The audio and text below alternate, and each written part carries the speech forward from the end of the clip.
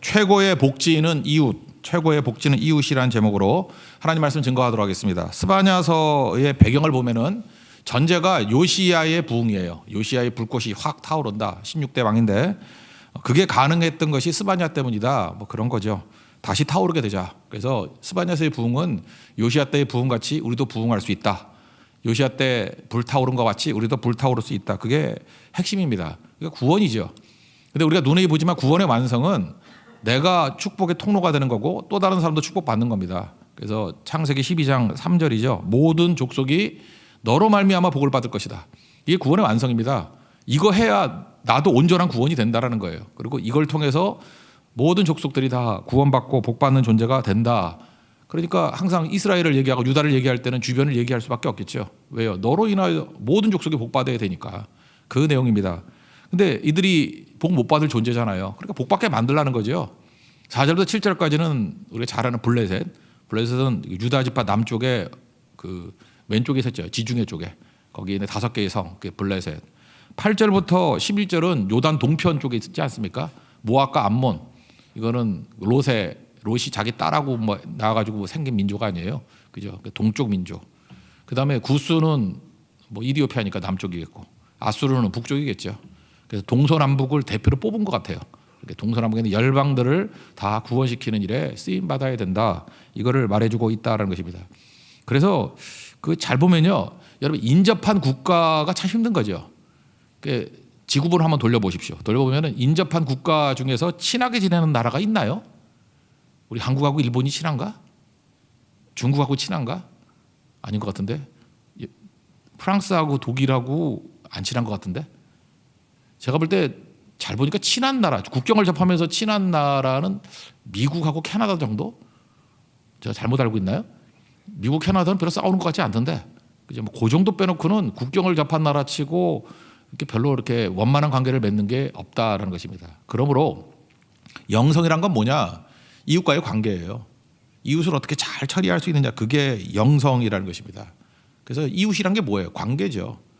그래서 예수님한테 뭐 율법사가 묻잖아요. 율법이 뭐 큰 게 뭡니까? 그랬더니 하나님 사랑하고 이웃 사랑하는 거다. 사랑이란 게 뭐예요? 관계를 잘 이루는 거죠. 하나님과 좋은 관계, 그게 의거든요. 디카요순에 이웃과의 좋은 관계를 맺는 거, 그게 의거든요. 그러니까 영성이라는 건 뭐냐면 관계를 잘 맺는 겁니다. 관계를 잘 맺으면 승리하는 거죠. 요셉을 보십시오. 자기가 훌륭해졌죠. 그 사실은 요셉의 형들은 별로 안 좋은 이웃이잖아요. 아니, 동생 팔아먹는 이웃이 뭐 좋은 이웃이에요? 원수 같은 놈들인데 그 형들도 훌륭하게 만들잖아요. 그러니까 요셉의 영성이 탁월하죠. 하나님 나에게도 요셉의 영성을 주십시오. 나 팔아먹는 놈도 다 구원받게 해주시고 거기서 메시아가 나오는 유다 지파 같은 것들이 나오게 해주세요. 그건 뭐 탁월한 거죠, 그죠? 그래서 결국은 영성이란 건 뭐냐? 하나님 내게 능력 주시면 내가 모든 관계를 회복시킬 것입니다. 내 관계권에 있는 모든 생태계에 있는 사람들을 살릴 것입니다. 이게 영성이라는 것입니다. 그럼 뒤집어 얘기하면 하나님이 주시는 것은 관계를 이렇게 회복시키는 건데 마귀의 함정이 뭐겠어요? 관계를 다 깨는 거죠. 그래서 악한 마귀가 역사하게 되면은요, 시험에 든다는 게 뭐냐면 관계를 다 깨버린다니까요. 하나님과 관계도 깨버리고 이웃과의 관계도 다 깨버리고. 그 은퇴 전문가들이 하는 강의 그런 게 있지 않습니까? 그런 거 들어보면은 나이 50, 여기 50 넘으신 분들도 있죠. 50 딱 넘는 순간부터 절대로 해서는 안 될 거 3가지. 돈 날리면 안 된다는 거죠. 재정 관리 잘해야 되고. 그래서 절대로 쓸데없이 뭐 이렇게 뭐 자영업 한다 그래가지고 투자 많이 해서 날려 먹으면 회복할 길이 없대요. 50 넘어서부터는. 그래서 이미 벌어놓은 돈 잘 지켜라. 더 벌 생각하지 말고, 그 얘기죠. 그리고 애들이 하도 뭐 달라 그래도 절대 사전 증여하지 말라 뭐 이런 거 얘기하잖아요. 그죠? 돈 지켜야 된다. 또 하나는 건강 지켜야 된다. 건강에 뭐 알아서 하겠죠. 뭐 잘 뛰고 해서. 또 하나가 뭔지 알아요? 관계예요. 나이 들면서 관계는 다시 회복이 안 되는 거예요. 근데 어리석은 사람은요, 또 젊은지 알고, 그죠? 자기가 이미 좋은 관계를 맺었던 거 다 끊어버리고 잠수 타버리고 나중에 그런 사람들 고독서 합니다. 아무도 없어요, 아무도. 그래서 오늘 제목이 그거잖아요. 최고의 복지는 이웃이라고. 이웃이 있어야 돼요. 이웃 없으면 일본에서 고독사를 정의 내리는 게 뭐냐면 사람이 죽었어요. 죽고 난 다음에 2주 내에 발견 안 됐을 때를 고독사라 그래요. 그러니까 죽었는데 죽은 줄 모르는 거야. 2주 동안 누가 들락날락 하는 사람이 없어가지고. 그러니까 여러분들 이웃이 짐이 아니에요. 이웃이. 그러니까 내가 어디가 제일 좋은 집이냐? 사람 엄청나게 들락날락하는 곳. 그 집도 유리창으로 만들어놔. 그래서 죽었는지 살았는지 쳐다볼 수 있게 만들고. 그게 최고 복지라는 거예요. 그래서 혹시라도 좋은 집 그러면 교회 가깝고 백화점 가깝고 병원 가까운 곳이 좋다 그러잖아요. 그런 이유가 뭐냐면 이웃이 복지기 때문에 그래요. 이웃이. 성경에 나오는 얘기 아니에요. 우리 선교하고 다니니까 전 세계가 우리 이웃 아니야. 지방 가도 우리 이웃이 있죠. 갈 데가 있고 만날 사람이 있고. 그죠? 외국 어딜 가든지 우리 선교지 나가면 만날 사람이 있고 밥 먹을 사람이 있고 교제할 사람이 있고 그게 복지라니까요. 그러니까 돈만 모아놓고 그런 거 다 끊어버리면 나중에 비참한 일이 벌어져요. 아무도 없어요. 아무도. 그분 얘기가 그래요. 뭐 남는 건 개하고 고양이밖에 없대. 그래서 얼마나 고독하면 개 키우겠어. 우리도 키우지만 고양이 키우겠어. 근데 그 젊었을 때 그것도 뒷바라지 할 때 개나 고양이가 위로를 주는 거지. 나이 들어서 늘어져 봐요. 개도 못 키워요. 개 키우는 게 얼마나 에너지가 드는지 알아요? 산책도 시켜줘야지. 내가 산책을 못 나가는데 개가 어떻게 산책을 나가. 나중에 들게 돼요. 들게. 집에서 안 떨어져 들게 된다고. 그러니까 결국은 최고의 복지는 이웃이라고요. 근데 마귀가 우리에게 들어와서 하는 일이 뭐냐면은 관계를 깨버리는 거예요. 그리고 다 끊어버리고 잠수 타고 나 혼자서 잘 살 수 있는 것 같이 보이고 이게 문제가 된다라는 것입니다. 그러므로 항상 이게 이 주의를 이웃을 시간이 가면 갈수록 바글바글하게 만들어야 돼요. 만나는 사람도 많아야 되고 연락 오는 사람도 많아져야 되고 그게 최고라는 거예요. 오늘 여기 저주가 뭔지 알아요? 사람 살던 곳이 황폐화 돼가지고 사람이 싹 사라져버리고 짐승이 사는 곳이 돼버린다. 그게 저주예요. 이러지 않으려고 그러면 어떻게 되죠? 우리가 이웃을 복되게 만들고 이웃을 살리는 일들 너로 말미암아 모든 족속이 복받게 하는 존재. 그게 될 때 그게 복이라는 거예요. 복. 그게 복지라는 거예요. 오늘 성경은 그거를 말해주고 있다라는 것입니다. 그래서 세 파트로 얘기하고 있어요. 첫 번째 블레셋 얘기를 하고 있고 그다음 모압과 암몬, 세 번째 구스, 아수르. 그 각각을 한번 살펴보겠습니다. 어떻게 우리가 이들을 살려야 될 것인가. 나뿐만 아니라 다른 사람도 복되게 만들 것인가. 먼저 블레셋에 관한 얘기에서 핵심은 말씀인 것 같아요. 블레셋은 이스라엘에 가깝잖아요. 가까운 사람의 유리한 점이 뭐죠? 말씀을 들을 기회가 많죠. 그게 핵심이에요. 블레셋은 말씀을 들을 기회가 많다는 거예요. 그게 복이라는 거예요. 근데 말씀을 듣고 이것도 양가적인 의미가 있죠. 순종하면은 구원받지만 말씀 듣고 믿음이 생겨가지고 구원받을 수도 있지만 듣고도 거절하면 심판이 많다 그 얘기죠. 그래서 여기 맨날 혹시라는 단어 나왔잖아요. 2장 3절에도 혹시 숨김이 되리라. 이 혹시라는 게 뭐예요? 양가적인 의미예요. 말씀도 마찬가지죠. 우리 히브리서 4장 12절에 보면은 좌우의 날선은 어떤 것보다 예리하여 이런 표현 있잖아요. 하나님 말씀으로 살았고 운동력이 있고 그다음에 양날검이라는 거 아니에요. 좌우의 날선검. 이걸 해석을 이렇게 하는 사람도 있어요. 양쪽에 엣지가 있는 것도 맞지만 그 순종하면은 믿음 생겨서 구원받지만 불순종하면 심판이 임하는 게 말씀이다. 그렇게도 해석이 되거든요. 그러니까 똑같은 칼도 의사의 손이 들리면은 수술용 칼이 되지만 강도의 손에 들리면은 뭐 사람 죽이는 칼이 될 수도 있잖아요. 그죠? 말씀이 그렇다는 거예요. 순종하면은 수술용 칼이 되지만 불순종하면은 죽이는 칼이 될 수도 있다. 근데 블레셋 여기서 얼핏 볼 때는 죽이는 칼 같이 보이지만 말씀 앞에 순종해서 죽게 나와서 구원받는 칼이 되는 경우도 있다라는 거죠. 이 블레셋은 어떤 사람들이냐면은 원래 있던 데가 그리스 있죠. 그리스 이거 지도를 봐야 되는데 그리스가 있으면은 이게 쭉 내려오면 그 펠로폰네소스라는 반도가 있죠. 거기 홀쭉한데 모르면 하여튼 남쪽이라 생각해요. 그죠? 펠로폰네소스. 그게 굉장히 좁은 그 지역이 있어요. 거기가 고린도예요. 그래서 고린도는 북쪽도 바다고 남쪽도 바다예요. 너무 날씬해가지고 그게 도시거든. 그게 그 옆쪽에 있는 게 펠로폰네소스 반도라 그래요. 근데 그 밑에 크레타 섬이 있거든요. 크레타 섬을 우리 역사에서는 미케네 문명이라 그래요. 미케네 문명. 근데 이 크레타가 이 척박하거든요. 얘네들이 여기 살기 힘드니까 배 타고 오는 거예요. 배 타고 와가지고 원래는 이집트를 가는 게 목적이에요. 이집트가 살기 좋으니까. 근데 이집트가 세잖아요. 그러니까 이집트는 차마 못 가. 그러니까 지금 이스라엘 땅 옆쪽에 와가지고 성 3개를 쌓고 버티는 거예요. 그리스는 도시국가인 거 아시죠? 걔네들 도시 연맹체잖아요. 그죠? 스파르타도 있고 뭐 아테네도 있고 뭐 이런 여러 가지 테베도 있고 뭐 이런데 그래서 5개의 연맹체를 만들었어요. 그게 가사, 가드, 아스글론, 에글론 뭐 그런 5개 그죠? 뭐 이런 식으로 아스돗까지는 이렇게 5개 도시. 그래서 펜타폴리스라 그래요. 5개의 도시 연맹체. 그래서 항상 5이 나와요, 걔네들. 고향이 어디예요? 크레타. 크레타 섬에서 내려왔어요. 근데 크레타를 또 뭐라고 부르냐면 크레타라고 부르기도 하고 그렛이라고 부르기도 해요. 그렛이라고 부르기도 하고 또는 블레셋, 거기 있는 사람을 블레셋이라 그러니까 블렛이라고 부르기도 해요. 또 그다음에 그 카토스인가요? 카토스, 내가 지금 갑자기 얘기하는데 카토스라고 불러가지고 성경에서는 그걸 갑돌이라고 번역을 해놨어. 갑돌이가 갑순이가 아니고 갑돌이라고 번역되는 게 크레타 섬이에요. 갑돌. 그래서 거기서 연유해가지고 지난주에 배웠네. 그 철야기도 때 나왔죠. 가리 사람이라고. 가리 사람이라는 게 그 블레셋 사람을 얘기하는 거예요. 그 그렛 사람. 갑돌 출신의 사람을 가리라고 또 부르기도 해요. 전부 다 블레셋이에요. 블레셋. 그렛 사람, 블레셋 사람 또는 뭐 이 5개 도시 또는 갑돌 또 신약에 뭐 그레데 이게 다 그 블레셋의 뿌리가 되는 그런 곳이라는 겁니다. 근데 여기 있는 사람들은 가까우니까 말씀을 듣기 편했죠. 그래서 원수가 되기도 하고 우군이 되기도 해요. 그래서 다윗과 골리앗 그럴 때 가드 사람 아니에요. 골리앗이 블레셋 사람이지. 삼손도 누구하고 쌌어요? 들릴라 누구예요? 블레셋 사람. 다곤신전 그죠? 난리치고 막 그러잖아요.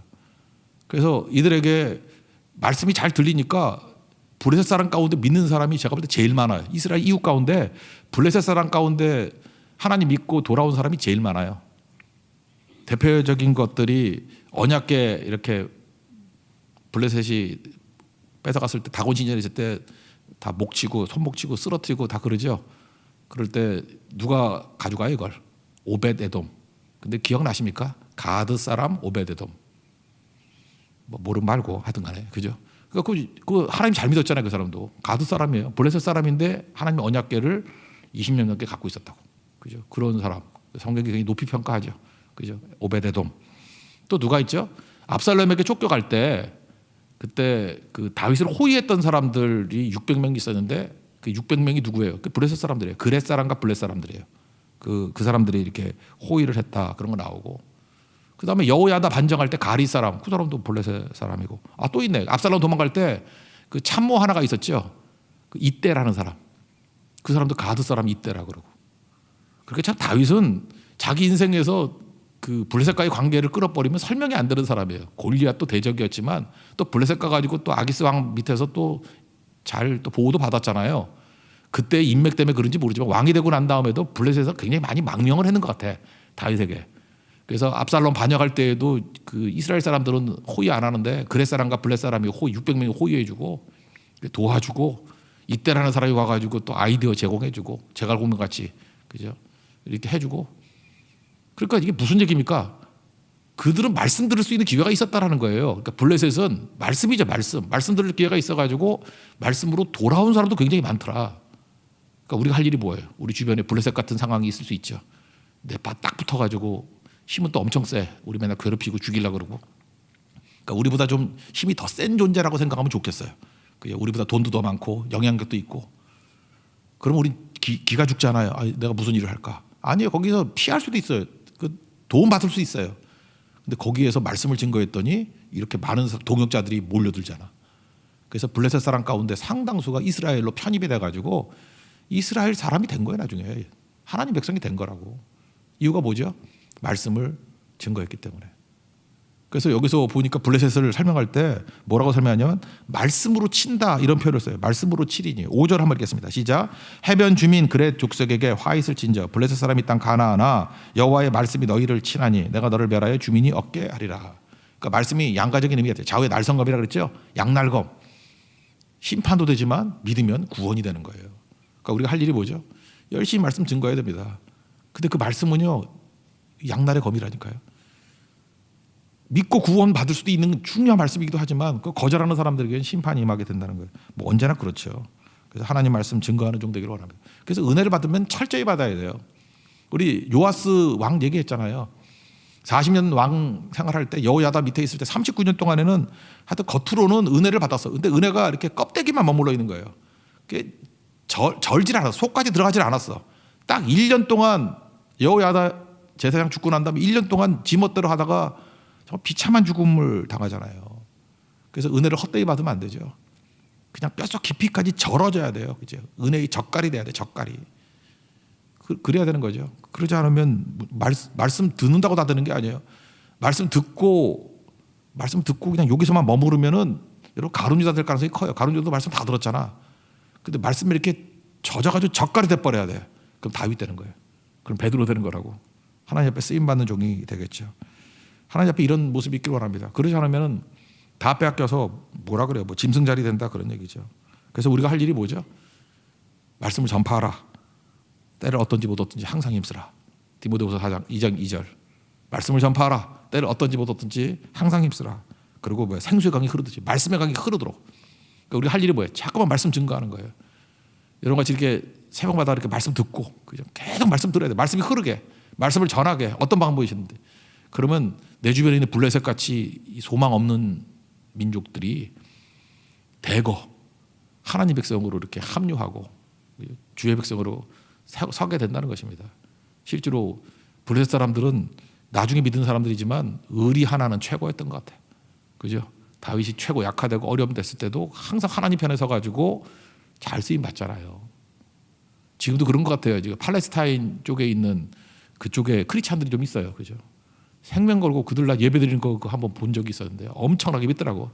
속으로 그랬어요. 니네들이 블레셋의 후예다. 니네들이 블레셋의 후예다. 그러니까 말씀 증거에서 여러분들 영혼들 살릴 수 있는 우리 하나님의 종 되길 바랍니다. 심판과 구원이 양쪽의 길이 있다. 이거를 우리가 보여주고 있다는 것입니다. 그게 6절 7절인데 뭐 읽지는 않겠습니다. 그 내용이에요. 그 다음 두 번째 나오는 게 이제 모압과 암몬인데 8절부터 11절까지예요. 모압과 암몬은 사실 싸울 이유가 없죠. 롯이 소돔과 고모라가 망하고 난 다음에 뭐 와이프는 가다가 뭐 뒤돌아봐가지고 소금 기둥되고 어디 뭐 소알인가 뭐 산에 숨어 있으니까 이 딸들이 맹랑한 딸들이에요, 그죠? 남자가 없도다 그러고 아버지 술 먹여놓고 뭐 어떻게 동시을 해가지고 애를 낳잖아요. 큰 딸이 낳은 애가 모압이고 둘째 딸이 낳은 애가 암몬이고 그래서 모압과 암몬 족속이 된 거예요. 하여튼 이런 지저분한 얘기는 그만하고 싸울 이유가 없죠. 그 뿌리를 거슬러 가면은 친척이잖아요. 근데 왜 싸워? 우리도 그래요. 이렇게 친척인데도 이렇게 가까운데도 괜히 싸우는 그런 사람이 있다고요. 근데 원래 가까운 사람이 내용을 잘하니까 뭘 잘하냐? 비방과 조롱을 많이 해요. 그래서 모압의 비방, 암몬의 조롱. 여러분 제발 누구 이렇게 비방하거나 조롱하는 거에 끼지 마십시오. 그거 복이 없어요. 나중에 당한다니까요. 그래서 뭐라 그래요? 그 사람만이 하나님의 사람이면 어떡할 거야? 창세기 12장 3절 보세요. 그를 축복하는 자에게 축복이 임하고 저주하는 자에게 저주가 임한다 그랬잖아요. 또 예수님께서 2명씩 짝지어서 제자들을 파송하실 때 마태복음 10장에 보세요. 12절에 어느 집에 들어가든지 평안을 구하라고. 그 평안 받기 합당하면은 그 집에 평안이 임하고 합당하지 아니하면은 너한테로 돌아온다고. 그러니까 우리는 어디 가나 자꾸만 평안 빌고 축복을 빌어야겠죠. 그리고 갈만하면 가는 거고 안 가면 다 내가 받는 거야. 그래서 전도 많이 하는 사람들은 복이 엄청 임해요. 특별히 악질들 전도하는 사람은 막 복을 감당을 못해. 아무리 축복을 해도 갈 수가 없잖아. 악질들이니까. 그러니까 힘든 사람 전도할 때 복이 더 임하는 거예요. 그래서 물론 그런 걸 또 의도해서 하면 그건 나쁜 놈이지. 그러니까 어쨌든 간에 축복하고 살라는 거예요. 평안 빌고 살라는 거예요. 그러면 평안이 임해요. 그럼 얼마나 기쁘겠어요. 내가 축복을 했더니 그 사람이 축복을 받아. 그거보다 기쁜 게 어디 있어요. 근데 백보 양보해서 그 사람이 축복 못 받는 존재라 할지라도 나한테 돌아온대요. 그 뭐예요? 뭐 밑자의 본전도 아니고 뭐 꽃놀이패지. 축복은 꽃놀이패예요. 그죠? 가도 좋고 안 가도 나한테 오니까 더 좋고. 더 좋다 이상한가? 가면 더 좋고 나한테 와도 좋고. 그게 제일 좋은 건가요? 평안을 빌라고. 그죠? 그런 건데 이 모압과 암몬은 맨날 비방하고 조롱하고 말이 험해요. 말이 남 욕하고. 그럼 혹시라도 그 안에 하나님의 사람이 있다 그러면 그 사람 저주한 거 아니에요. 그러면 다 나한테 온다고. 그래서 삶이 어려워지는 수도 있다. 그래서 말 많은 사람들이 어려워져. 그 되게 힘들어지는 거죠.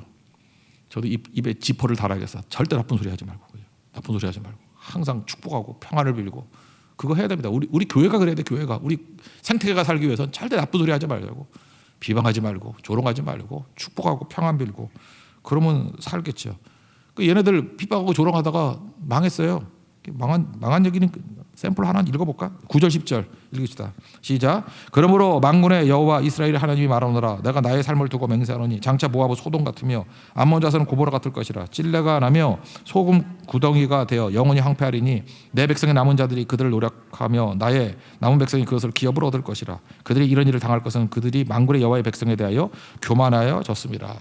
그러니까 비방하고 조롱하는 것을 성경은 교만이라고 정의를 한다라는 것입니다. 근데 이게 무조건 나쁜 것도 아니죠. 우리 형제 모압과 암몬이 이렇게 비방하고 조롱하다가 큰 어려움을 당했어요. 근데 이 어려움 당한 것을 하나님이 합력하여 선을 이루게 만든다니까요. 이 고난을 복음이 들어갈 수 있는 틈으로 만드시는 거예요. 복음이 들어가는 틈으로. 이거 대표적인 게 내가 볼 때 이슬람권 선교인 것 같아. 이슬람 뭐 선교사들 들어가서 선교도 못 하잖아요. 왜? 죽으니까, 뭐 추방당하니까. 그래서 제가 예수님이 직접 전도한다 그랬죠. 예수님이 뭐 꿈에도 나타나고 환상으로 나타나고. 저는 뭐 그런 식의 사실 해석을 하고 싶지는 않아요. 근데 뭐 현상들이 그런 보고들이 많이 나오니까 그것도 하나 있지만 또 하나는 뭔지 알아요? 그들의 고난을 통해서 복음이 들어갈 틈이 생기더라고. 대표적인 게 시리아예요. 시리아가 그 원래 그 중동 국가 중에서 아랍 국가 중에 제일 강력한 나라인 거 아시죠? 그 다마스커스가 수도 아니에요. 다메섹. 아수르 아니에요. 아수르 옛날에. 아니, 아수르가 아니야. 아람이래. 아람. 아수르는 거 다 위고. 아람 나라잖아요. 아람 나라. 이스라엘 얼마나 힘들게 만들었던 나라예요. 아람. 근데 이 나라가 굉장히 괜찮은 나라였는데 여기 좀 연세 드신 분들은 알 거예요. 알 아사드 대통령이라고. 그죠? 알 아사드. 하페즈 알 아사드 대통령이라고. 그 아버지가 독재자였어요. 엄청난 독재자. 그래가지고 뭐 이스라엘하고 중동전도 뭐 여러 번 하고, 그죠? 그 골란고온 뭐 놓고 싸우기도 하고. 제가 어렸을 때 하여튼 신문지상에 제일 많이 들었던 게 하페즈 알 아사드 시리아 대통령. 이거 되게 센 놈이네. 뭐 이런 생각이 많이 들었거든요. 근데 그의 아들이 있었는데 그 여기도 좀 북한같이 세습하는 나라예요. 첫째 아들한테 정권을 물려주려고 그랬는데 교통사고로 죽었어요. 형이. 그 둘째가 지금 대통령인데 얘도 무슨 알라사드야. 알라사드인데 원래 안과 의사예요. 의사. 런던에서 개업하고 있었어. 안과 의사. 런던 갔으면은 알라사드한테 이렇게 눈 치료 받을 수 있었는데. 근데 형이 죽었다는 얘기를 듣고 아버지가 부른 거예요. 야, 너는 정치 관심 없는 거 알지만 너 들어와. 안과 의사 들어와. 그래서 서방에서 공부한 의사예요. 안과 의사 들어와서. 그래서 많은 사람이 기대했죠. 얘가 후계자가 되면은 합리적일 거고 무지막지 않을 거라고. 근데 들어오자마자 얼마 안 돼가지고 아버지 알라사드가 또 심장마비로 죽네. 그래서 많은 사람이 기대했다고요. 이 알라사드는 괜찮을 줄 알고. 근데 배운 놈이 더 해먹는 거예요. 이 어마어마. 2016년부터 막 자기 민족 막 학살하기 시작하는데. 그래서 의사 조심해야 돼. 의사는 그 해부를 해봤던 경험이 있기 때문에 사람을 죽여도 잔인하게 죽이는 것 같아. 의사 조심해야 돼. 의사한테는 항상 친절하게 베푸시고 뭔 짓을 할지 몰라. 뭔 짓을. 차를 마시라 그래도 조심해서 마셔야 되고 은수저로 저보고 먹으셔야 되고. 하여튼 학살자가 돼버렸어요. 이 안과 의사가. 그래서 2016년부터 지금 몇 년이에요? 2022년이니까 6년? 6년 정도. 5년, 6년? 이때부터 시리아 내전이 벌어졌잖아요. 그래서 여기 2,300만인데 인구가 1,100만이 난민이 돼버렸어요. 그때 뭐 꼬마애가 뭐 터키 갔다가 이렇게 뭐 똑바로 누워서 죽은 애 있었잖아요. 슬프게 만든 이름 잊어버렸네. 뭐 쿠드른가 뭐 그런 것 같아. 쿠모 들어간 애인데 그런 잔혹한 일이 여기서 벌어지게 된 거라고요. 원래 시리아요 복음 뭐 메시지 단을 하나 들어갈 틈도 없었어요. 불행한 일입니다 이거. 그죠? 이 독재자 이상한 놈 안과 의사 독재자에게 나와가지고 난리가 벌어졌어요. 근데 많은 선교사님들 지금 중동에 파송되었던 선교사님들이 다 어디가 있는지 알아요? 난민촌으로 다 들어왔어요. 그렇게 이슬람이 뭐 기독교 욕하지만 사실 난민들 도와준 건 크리스찬밖에 없대요. 크리스찬들이 들어가고 목숨 걸고 들어가고 후원해주고 거기 난민 학교 세우잖아요.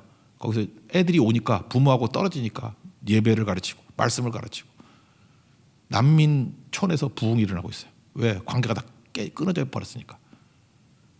이걸 갖다가 많은 선교사님들이 그렇게 얘기해요. 하나님이 하시는 선교라고. 하나님이 지금 이렇게 이끌어 가신다고. 잘 보세요. 이들이 불순종했어요. 그래서 어떻게 보면 징계로서 고난을 당해요. 근데 하나님은 그걸 또 사용하셔가지고 그들을 구원하시잖아요. 하나님 어떻게 하실지 모르죠. 그래서 결론은 빨리 내리는 게 아니에요. 하나님 우리를 불쌍히 여겨 주십시오. 꼭 이 기도가 있어야 된다는 것입니다.